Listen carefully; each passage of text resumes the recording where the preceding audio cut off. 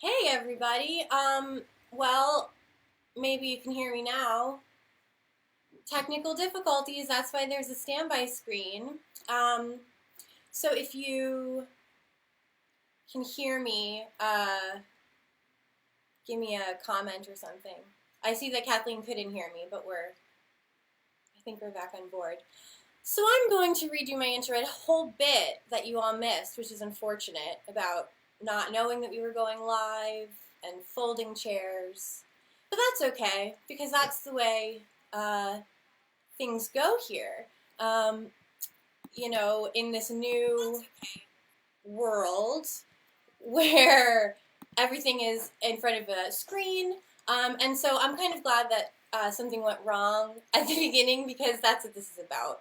I wanted to check in with all of my friends at 284 and see how we were adjusting, how things were going, ways that you were staying sane through this, if you're staying sane, and if you're not staying sane, I've got some tips, because it's fine if you're not sane, I mean.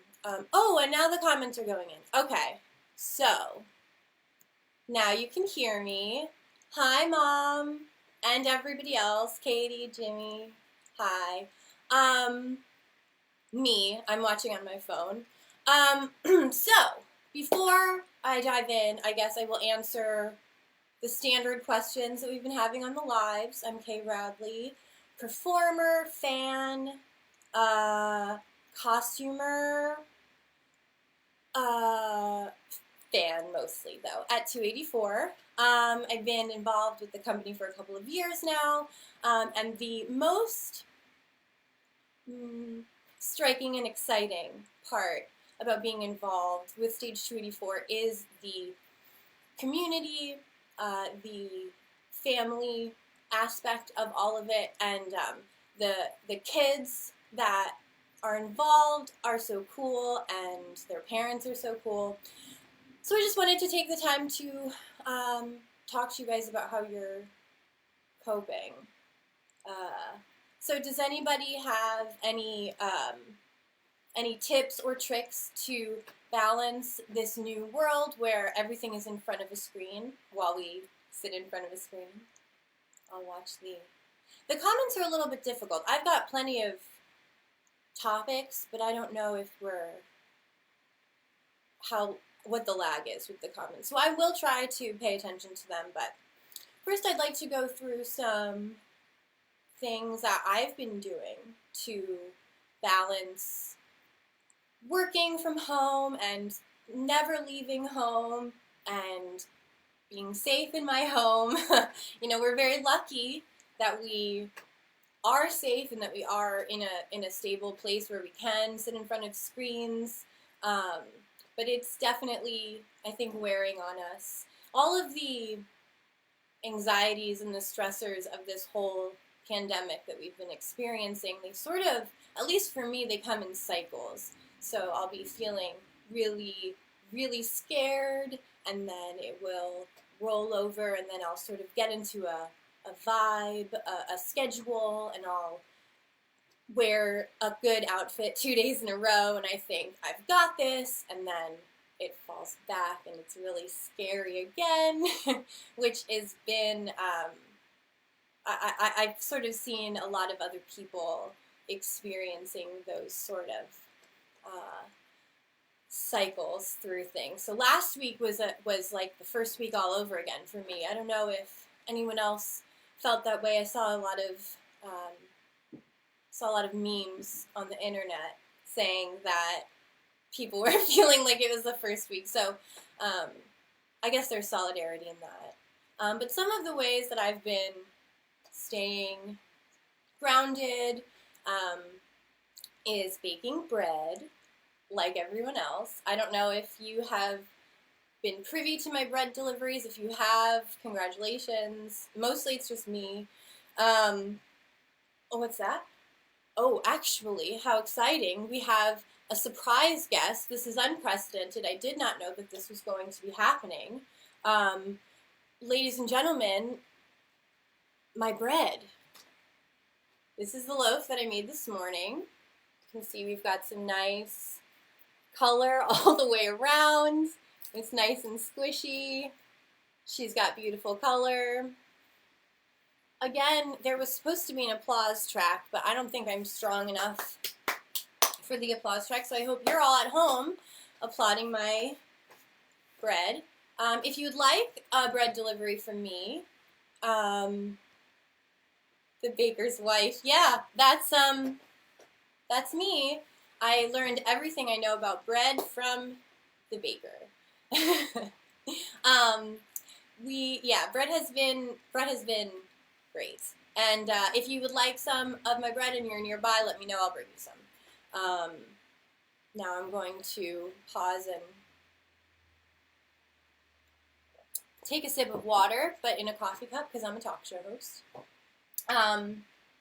So I've been baking bread. That has been very helpful, very important for me. I don't know why, but it's nice to control the way that it spreads apart, and it's good. So if you haven't made bread yet, you don't know what all of the fuss is about. It's a lot of waiting, but it is exciting. Also, you know who's a great bread person? Tom Kelleher. I don't know if he's here. Shining star Tom Kelleher definitely knows how to make some bread. He's been making baguettes. He's been making sourdough. He made like a tiered cake for his beautiful wife for her birthday. So you can also check out Tom Kelleher's channel for bread. I've also, not to brag, but I've stopped biting my nails during this pandemic as a sense of control, I guess. If you know me well, you know that I have bit my nails obsessively for my entire life. I stopped right before I started working at Forever 21, and then I started working at Forever 21, and I started biting my nails again. But then this happened, and I wore a clear nail polish for you all today to see that. I think my mom will be impressed with that, and maybe nobody else. Let's see, the bread's incredible. How are you staying connected? Yes, Mom, you're right on track. I'm so glad that you're here to see my talk show debut. My mom took me to my first talk show, which was the Rosie O'Donnell show, when I was small, and it changed my life, and it brought me to where I am today in this large studio audience, on a beautifully crafted set that took, I mean, it's been months in the making to create this set, so. Yes, another way that I've been staying connected is, and also on the subject of Tom Kelleher, is with online readings. We've been meeting once a week and doing a different play every week. Everybody plays a different part, every scene. We shuffle it around, and it is a really inspiring and exciting thing to have to look forward to during the week. And also, it's given a lot of us an opportunity to play roles that we probably wouldn't be cast as in a traditional show. There's no... Ooh, there's a siren passing. Sorry if you can hear that street noise. I live on a busy street. We get to play, even within one show, you can play Blanche Dubois, and then you can also play whatever Marlon Brando's character's name is, I don't remember. I should have had my, But last night, Tristan Saparsky, if you know her, star of the North Shore and Boston Theater, played King Lear last night, and the Fool in King Lear, so brilliantly, so excitingly. It's just like a really great way. So if you are involved with Tom Kelleher at all, or really I think anyone, because I mean they're not like snobby, they'd let you come. So if you are interested in coming to any of those readings, please let us know. I'm sure that Tom would be excited to hear some more feedback from other people of what sort of things that you want to read. I mean, we've done in the last 3 weeks, we did Shakespeare, we did King Lear last night, which was, well, we did the first half. It's long. And then the week before that, we did A Few Good Men, we did Stagecar, we did some David Mamet, we did Speed the Plow, which was so exciting, and not a show that gets done, and certainly I would not get to play Fox, who is like this, kids don't read Speed the Plow for a couple of years, but it is this exciting piece of theater, and I got to play Fox, who's this like kind of gross guy, and it was fabo. I got to say a lot of things that are not nice. How can you become part of one of the live readings? Well, you literally, I will post, maybe I can post the link in this, or I will have Tom invite you to the group. Like, Haley, if you want to, yes, Kathleen's got it. It is so much fun. And you can also suggest plays. Like, I annoyingly suggested David Mamet for like 3 weeks. And his plays are not often done, and the subject matter is often questionable, but the way that he writes is so human and so exciting, and so you don't always see his work get put up, and the casts are very, very small, which is another reason why you don't see the work get put up. But we got to do it. We did Speed the Plow, and it was, oh man, it was so much fun. Just gonna move my bread. So great. Yes, we love it. We're getting into the readings. I encourage all of you to get into the readings. So now I'd like to move through some. Do I have any of the kiddos here, or is it just adults? Because if it's adults, then we can talk about adult things. But if there are kids, oh, Hannah's here. Hey, Hannah. Love you. Hi, Tracy. So is there anybody here that's sort of feeling out of control or anxious? Have you found ways to kind of cope with that? Would you like to, I know that, I don't know if you probably are all tuning in for Yoga Thursdays with Miss Katie Clark. And I gotta tell you, whatever I'm doing, I work from home, most of us do, except for the essential workers who are angels on this earth. I know that we've got some of them, some of the moms in there are essential workers. Love you so much. But no matter what I'm doing on Thursdays, because I get stuck in this little space, this large, vast studio audience, I get stuck here, but on Thursdays, I know that I can do a little yoga with Katie, even if it's for the kids. I don't care. It's for me too. I'm in there just to sort of remind yourself to stretch and breathe in this time is so vital. So I hope that you're all going to Katie's yoga classes. If you're not, you can start this Thursday. It's all levels, and it's a needed break, I think, for anybody every single day. Because when you're stuck in the same place, when you're in your home, you don't have the opportunity to sort of, you're not moving around as much, you're not going anywhere, you're not interacting with people in a way that would drain you. And so it's tough to remember to take a break because it feels like you don't need one if you're, sitting on your couch all day. But we do. We need to remember to breathe. We need to remember to stretch. We need to remember to drink water. I know that that's a hard thing for me. I drink so much coffee. I don't know if you can tell, but I do drink a lot of coffee. I even cut back on it today because I knew I would be doing this. So do we have any more questions? No, not yet. So what do we have for? So one thing that has been very helpful for me during this time is to name the feeling. And I don't know if you are all doing that or have or know what that means, but it's an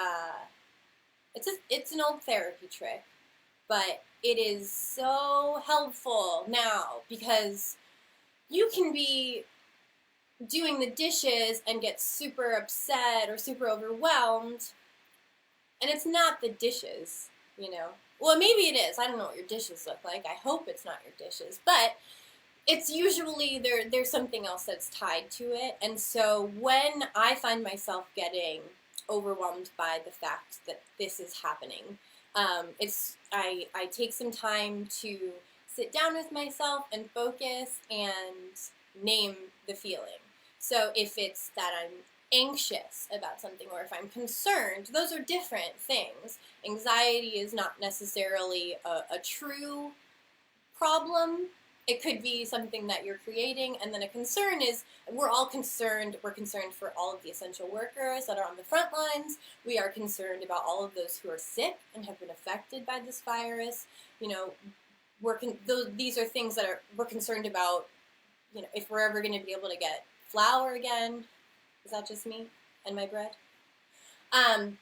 So that's concerned. Anxiety is like, the I was right all along, and and I'm gonna be abducted, raptured, or something. That's an anxiety that I think maybe all of us have, or no, just me.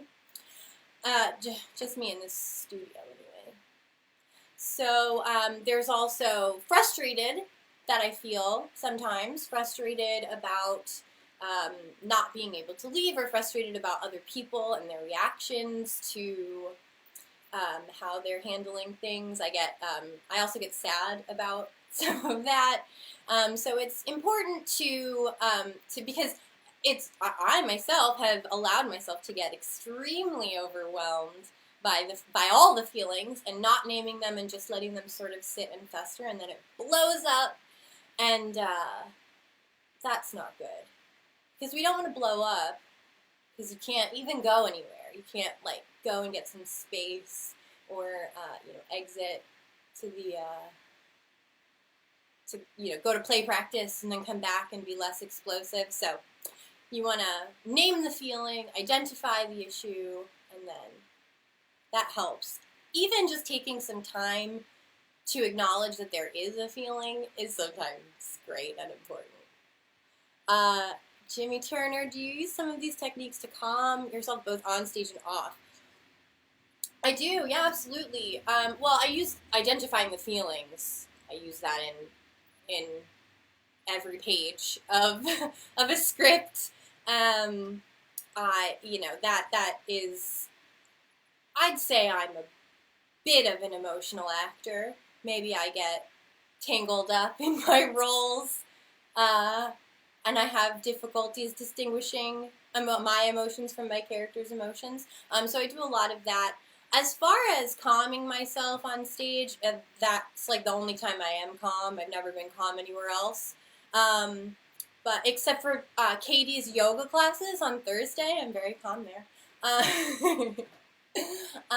But yeah, I definitely, one thing that I do in shows and also in this time, it's something that I learned from Sesame Street, if you're familiar with that conglomerate. Breathe, think, do. Because as an anxious person, as a person who runs on coffee and show tunes, I sometimes, I'll forget to breathe, and you can, when you get all caught up in all of that, you can sort of roll through a little bit like this this live stream, I guess. But it's important to breathe, and then you think about what it is that you're going to do. Taking that moment to stop, I think is in this new world where everything sort of happens in the same place. There's, especially for those of you who are the producers, it's tough to stop and think about what the next thing is. It's very important to go on to the next thing. And when I say producer, I mean that there are two, obviously there are more personality types than the two, but there are two main objectives within personality. You have the producer who is going to want to put things out there and go and make and do, and then you have the hibernator who is charged and is able to stay indoors and kind of sit with themselves and think. I'm a producer, as you can see. how do I feel? How do you feel once I name the feelings, Kathleen? That's a great question. I feel amazing when I name the feeling, because sometimes, especially when you have a lot of them going at once, and they sort of are, they, yeah, when you fire on a lot, you fire on all gears. I don't think that's a phrase, but when you have a lot of feelings, it's very difficult to kind of separate them, but once you're able to name the feeling, like once I'm able to say, I am afraid of people I know getting sick. I'm afraid of that. I'm afraid of that. So once I'm able to move things apart and decide, like, no, I'm not angry, no, I'm not frustrated, here I am now, I'm sad, it gives me that moment to think about it, to breathe through it, and to say, okay, so now I am afraid. So how do I honor that fear? How do I sit with that fear? How do I feed it a little bit, give it what it needs? And then how do I let it go? And so once you're able to decipher what it is, then you're able to, because really all of our fears and our pains and our stressors, they need a little bit of attention. They need a little kneading to release it, you know. Oh, I just lost one of my notes. That's okay. I used Post-it notes for my notes. Don't tell the police. Hi, Brian Dozer. Good to see you again today. I watched The Music Man. That's another thing I do every day. I watch The Music Man. And I sing along with Hannah and Brian. And Noah yesterday. That was very exciting. Noah looked very happy, and he sang Imagine. It was really lovely. So, okay. So, I really thought that there would be more kids here. Do we have any children? I'm not so excited to see all of you adults. I just would have changed my programming a little bit. But for the adults in the room anyway, are you finding ways to pamper and nurture yourself? Because I gotta tell you, I went a couple of days without taking a shower, and I wore the same sweatpants, and I kept, like, I was just in such a bad mood. I was so grumpy, and I stomping around and not identifying any of my feelings, and I couldn't figure out why I was so grumpy. Nothing was going wrong. Nobody was being mean to me. No circumstances had really changed, but I was so grumpy. All I had to do was put a hairbrush through my hair and throw on some lip gloss. I was no longer upset. I instead felt like an angel. And so I know that it seems a little superficial and a little bit silly, but really, like, taking care of pampering yourself, as I've been calling it, is so vital for me anyway. And I think really for anyone, like, whoever you are, if you're a mom, if you're just like a single dude, if you're if you work in a grocery store, and if you're this, like, I mean, everyone. How do I encapsulate everyone? Me included, and everyone I know. Take some time to be alone with, like, a lotion of some sort on your face or body. Just take some time. Like, you can look up on Glossy ER. That's a really great resource that I've been using. They've got all these videos about how to give yourself an at-home facial, where you know, pressure points to release tension. It's life-changing, and it seems so silly, but it really, I don't know, it's changed my life. I mean, look at me today. So dewy, so glossy, and I feel like an angel. So I hope all of you beauties out there are making yourself feel like angels too. My sis is here too. Hey, Faye. Have you been ordering out a lot or having to get creative with new meals? Whoa. Well, sister, let me tell you. It is very difficult to go to the grocery store these days, isn't it? It is dystopian. It is Uh, Obviously necessary, and I'm so thankful for the stores that I go to that do make me wait in a line outside. Yeah, I get it, but it is very stressful to go to the grocery store, and so I am lucky enough to be able to order. I've used a delivery service for 3 meals a week, 3 dinners a week, which has really taken a lot off of my plate. Um, but honestly, we have not been ordering out very much. Every once in a while, I will get something.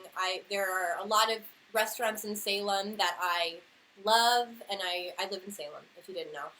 A lot of the restaurants here I love. They're doing really creative things to stay open, and so I do my best to support them when I can. And then I do get those 3 meals a week that I can make that make me feel normal a little bit. I kind of forget that it takes 2 hours to go to the grocery store and all that. But I've definitely been getting creative in the kitchen. I never made a loaf of bread before shelter in place. I'll tell you that much.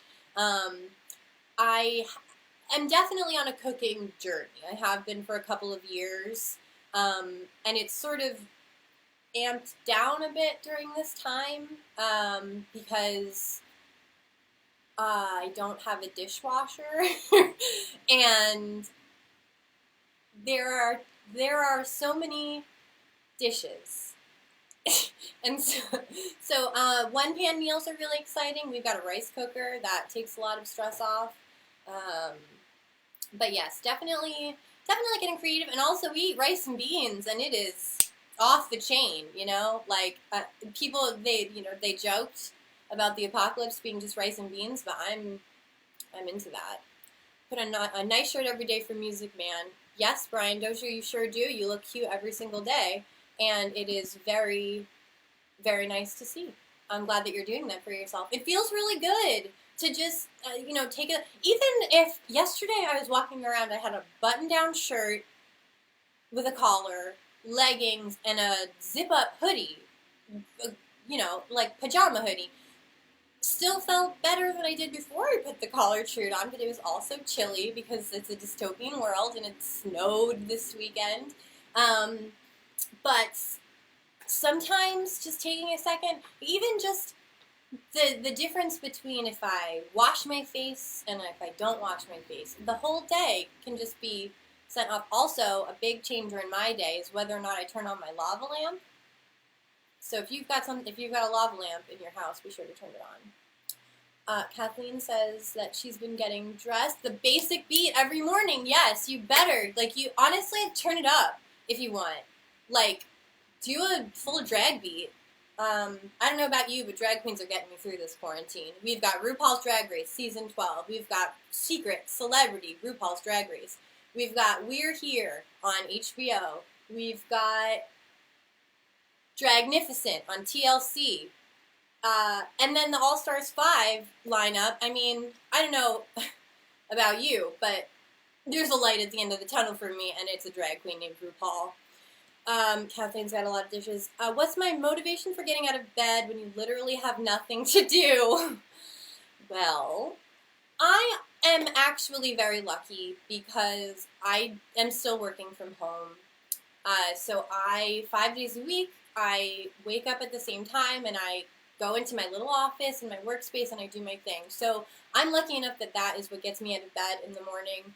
But on the weekends, it's really nice for me, a person who does not thrive on schedule or structure, to set up some sort of a routine. Not necessarily anything that's written down, not anything that, has to go anywhere, but if I can wake up and say, like, today I'm going to arrange some flowers, which if you shop at Trader Joe's, I hope you're buying yourself flowers. They're $3 and it changes everything. But I'll make sure that I have a few things that I want to do. Even if it's, I'm going to sing karaoke for an hour, or I'm going to read some tarot cards. That's obviously something that I spend some time doing. But just when you have nothing to do, I think you have to give yourself something to do. I know that we're hearing a lot of that, and there's a lot of pressure to be like as creative as you possibly could ever be because now you've got nothing but time. And I understand that that's really daunting and unrealistic. I'm not going to tell anyone to, oh, you always wanted to write an album. Well, now's your chance, and if you don't have an album on Spotify by the end of this, then you're not trying.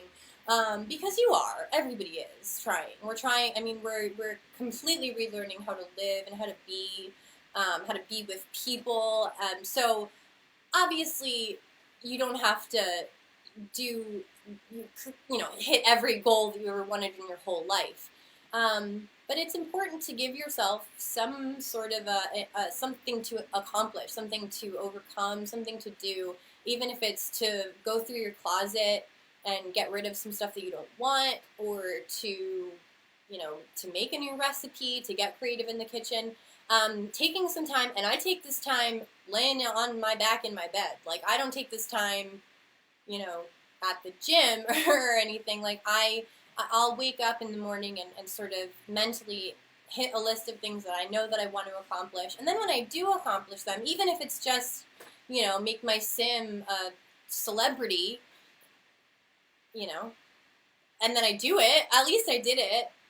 So I think giving yourself some things to look forward to throughout the day is really, really good. Also, start your own, like Tom Kelleher, very early on in all of this, got the readings together with our circle of actors up here. But Fiona, you've got a whole another group of friends from school. I'm sure everybody on here has their own group of friends that's separate from their theater friends.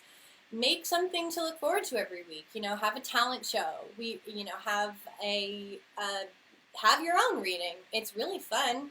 Or take some time. Everybody gets together, 7 or 8 of you, and everyone picks a song to bring to the table, and everyone listens to it all together. Just anything that you can look forward to, I think, is very important right now. We are stuck. And it's very easy to lose sight of the future and things moving forward when we don't know when this is going to end. We don't know how long this is going to go on for, what the world will be like when it is over. And so it's very easy to lose hope, to lose motivation, to lose energy. I think, just a list of things. And if you are running out of ideas, then let me know. I've got tons of things that I've been doing. Where's my list? Phone calls and pen pals. People. We have to talk about phone calls and pen pals. Okay. I was not a person that liked to be on the phone.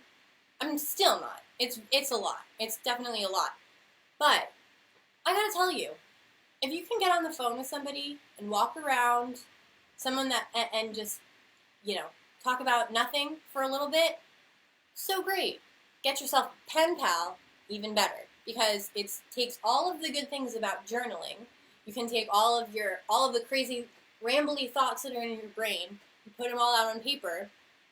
Then you ship it off onto your friend. You get to forget about all of the worries that you just put out on paper. You give it to your friend, and then hopefully they will read it right back, tell you all their problems, shoot them back, and it's so great. I've got a couple of pen pals right now that I picked up at the beginning of this. And it is, it's really nice to just to get mail is exciting. Mail that's not a bill. It usually comes in a fun envelope or a cool stamp, and then, you get to hear from your friends. It feels very, at the beginning of this, I was feeling very much like I was in the 1700s. Like I was just a rich lady writing letters and eating jam in the 1700s, because I had just finished Sense and Sensibility at the Crane Estate, I think, and also just the isolation of it all, I guess. So I got very into letters, and really it is very exciting and important to get mail, I find out. And also, it's really important for us to support the post office, which is not a government-supported business.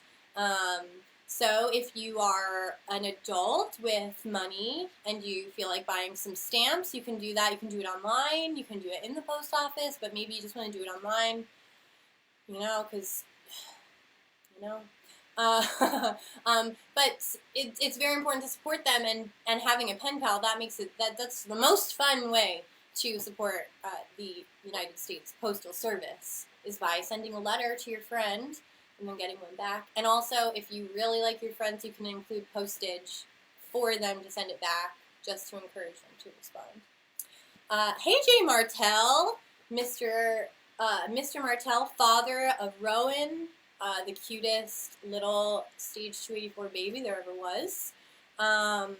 Great to see you. Hannah Dozier, pen pals. Hannah, if you want to be pen pals with me, I will talk to your dad and I'll get your address. And we'll be pen pals. Because it's fun. I've got a whole pack of cards. When I go to the grocery store, if I see somebody, spraying the cards with Lysol, I'll take a few of those. But only if they're covered in Lysol or plastic, and then I cover them in Lysol. No pen pals. Oh. Hannah said pen pals and then no pen pals, so she doesn't want to be my pen pal now. Fine. So, wow. I've been talking for 40 minutes. Can you believe it? I can. And I keep talking. I probably will for a little bit longer if we still have people that have any questions. Has anybody found any new exciting things about them? Like, I have found my bread mastering skills. Have you learned anything new about yourself? I've also learned that while I am very outgoing, I think that I'm drained by being around a lot of people sometimes, because I feel now, maybe it's just the way that I'm around people now, because when I'm alone, or at home, I'm not alone. My boyfriend Ben is here. If you know Ben, he's great. He's in the other room. He's got a mustache now, which is just the best. But I find that when I go out and I'm around people, it just takes everything out of me. So I think maybe I'm an introverted extrovert, or extroverted introvert. That's what I am. I'll have to take the test online to tell you. Maybe if they let me do another show, I'll let you know the results. What is the first thing that you are all gonna do when this is over? When this is over. Is there anything that you are dying to do? Did you have something planned that now you had to restructure or restage? I will tell you my answer first. The first thing that I'm going to do is hopefully go to a rehearsal. I really miss being around theater people. You guys are fun and nice, and it's very exciting to be around like-minded creatives, and so hopefully that'll be the first thing that I do, and then closely followed by going back to New York to see my family, but I think it's going to be a while before I can go back to New York. No shade. My sis asked, if you had a garden, what would you plant? Which is very strange, because that was the question on my conference call this morning with work, is what would I plant? And on that call I said a strawberry bush, because I killed one. But I've got some plants in the house that are thriving, which is so exciting for the first time, really, ever.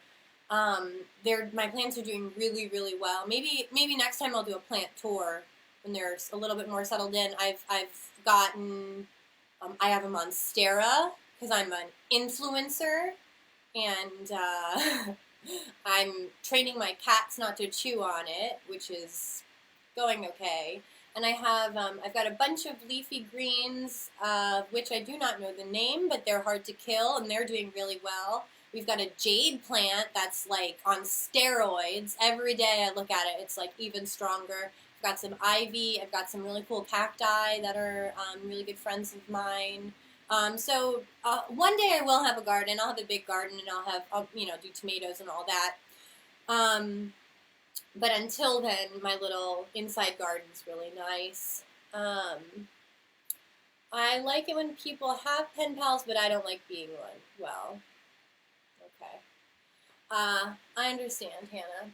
Maybe I'll still get your address and send you one and encourage you to start writing, because it is a fun thing to do. Even if you just like, sometimes I send really weird things. Like, I've sent just ripped out pages from magazines to people. I will transcribe something that I'm reading. If I read like an interesting article, I will write little bits of that, or sometimes I'll just draw a picture and send it. I've been sending pictures to my friend Sam when I feel like I would like to communicate, but I don't have the strength or power in me to actually sit down and write a letter. I will just draw something, some scribbles, and even that. So if you want to be picture pen pals, we can do that. You don't have to use a pen. You can use we can be finger paint pals. I don't have finger paints, but we'll figure it out. Yeah, I miss my theater friends. I really do miss my theater friends so much. Hey, Lily, what is up? You want to hug people? Oh my gosh, Brian Dozier. I'm gonna hug. People are gonna be prying me off with a crowbar, and I'm just gonna be running down the line, hugging people. It's gonna be unreal. Like, you're not gonna know. I really think that every theater that is lucky enough and strong enough, like 284, to reopen after all of this. Hopefully it's all of them, but we should just have one day of just hugs. Ugh. It's a ways off, I think, but yeah, hugging. That's what you don't expect. Things like that, like because I'm not so touchy feely. But wow, when you are separated from people, when you see people that you know from 6 feet or more apart behind a mask, and you want to hug them, and you just want to like punch them and squeeze them, but you can't. That's been really hard, and something that I just never considered or thought about before this. Of course, I wouldn't. We took so much for granted. But yeah, that is a really good one, Brian. Hugging people is going to be so good, especially when you get it right. You line up your hearts. You do the over-under. Do you guys know that one? If you don't, I'll teach it to you the next time we're allowed to hug. It's the best. Okay, so we're coming up on 50 minutes. Can't believe that. And I actually do need to go back to work, even though I could sit here and talk to no one, you, forever. So I hope that I'll be back. I'm sure that I will. I hope that you were able to take something of substance away from today. I hope I didn't. I know I rambled, but I hope you were able to follow along. I hope that you are all being safe, that you are all taking care of yourself, both in the abstract and in the small ways. Paint your nails, boys and girls. Change your shirt, stretch, drink some water out of a coffee cup like you are a talk show host. Talk to your plants, hug your cats, hug the people that you live with.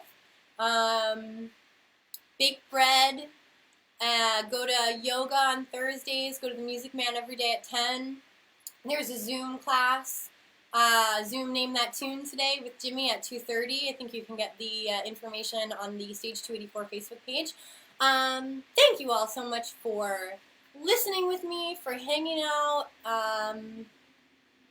Love you. Stay safe. Oh, and wash your hands like you are a surgeon on Grey's Anatomy. Goodbye.